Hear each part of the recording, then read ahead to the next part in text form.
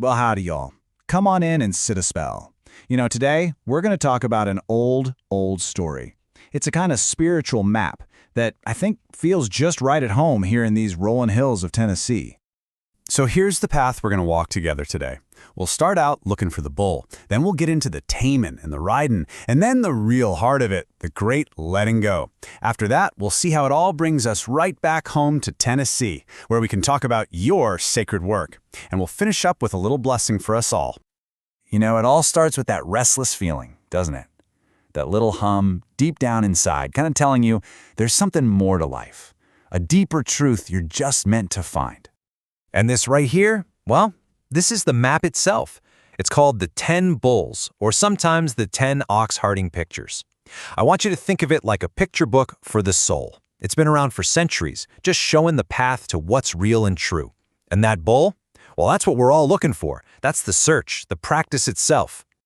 Now, this journey, it starts out just about how you'd expect. First, there's the search, where, if we're being honest, we're mostly just clueless, kind of wandering around. But then you start discovering the footprints. Maybe you pick up a book or hear somebody talk, and it just resonates deep in your bones.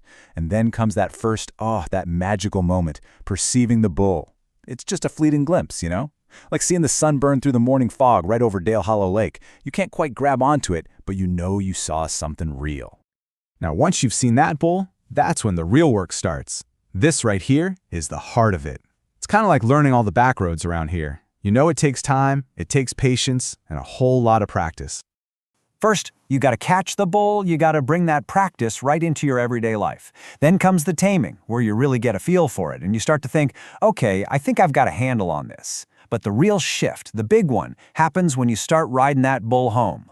That's when you let go of the reins, you stop trying so hard to control everything, and you just let yourself be carried along. And this is where the story takes a turn that might just surprise you. After all that work, all that finding and taming and riding, comes the great letting go. See, that was the destination we were being carried to all along. Just like that, it's gone. And that brings us to the 8th picture on our map, just an empty circle. The bull, our practice, and the self, the one doing all the practicing, they're both transcended. They're gone, and there's nothing left but this deep, perfect, and quiet peace. Now, folks have a word for this. They call it nirvana, which literally just means blown away. And for the longest time, a lot of people figured this was the end of the line. You just dissolve into that perfect peace, and that's that. But this old story from our hills, it knows the journey ain't over yet. Not by a long shot. Because the journey, it doesn't end on some faraway mountaintop or inside an empty circle. No, it ends right back here, right back home in Tennessee. It's about coming full circle. The old masters who drew this map, they left a little note for this part of the trip. It says, "I visit the wine shop and the market, and everyone I look upon becomes enlightened." Now just think about that for a second. The real magic happens back in the world, just being with ordinary folks. So you see, the true master ain't some fella sitting up on a mountain somewhere.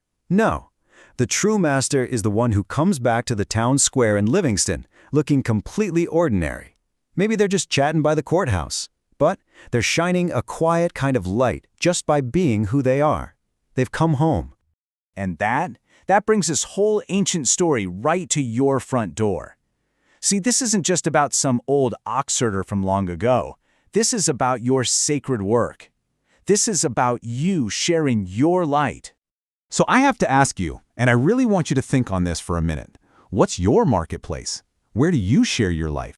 Because whether you're working the checkout line or turning a wrench down at the workshop or just sitting around the family dinner table, y'all are the masters. You have already come full circle. You are living out that 10th and final picture every single day, shining your own quiet light on everyone you meet, whether you know it or not.